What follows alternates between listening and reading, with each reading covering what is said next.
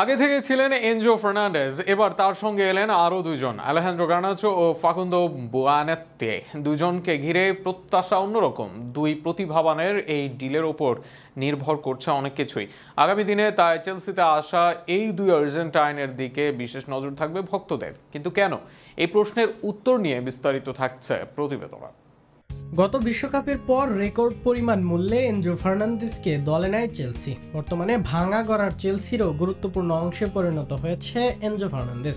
এরপর আর্জেন্টিনা থেকে তরুণ প্রতিভা আরন আনসেলমেনিয়াকে আনে চেলসি, তবে তাকে লোনে পাঠিয়ে দেয় ক্লাবটি।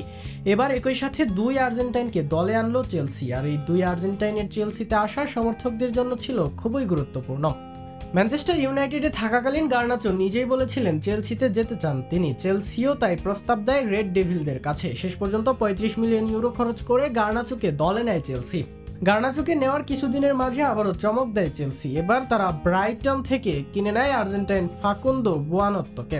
খুব শীঘ্রই চেলসির দলের সাথে যোগ দিবেন এই দুইজন। কেন এই ডিল গুরুত্বপূর্ণ? এই মুহূর্তে আর্জেন্টিনার দলে নেই গার্নাচো ও বুয়ানোত্তে, তবে এর আগে আর্জেন্টিনার দলে খেলা এই দুইজন স্কালোনির রাডারে আছেন নিশ্চিতভাবেই। আর সেখানেই ভালো দলে আসার ফলে তাদের দিকে থাকবে আলাদা ফোকাস, আর সেখানে বিশ্বকাপে আসার সুযোগ থাকবে তাদের কাছে। তবে যদি কিন্তু রয়েছে, অনেকে বলছে চেলসির এত বড় স্কোয়াডে কেন এলেন গার্নাচো ও বুয়ানোত্তে? মিলবে কি গেম টাইম? তাতে তো জাতীয় দল থেকে আরো দূরে চলে যাবেন এই দুইজন। তবে বাস্তবতা একদমই ভিন্ন।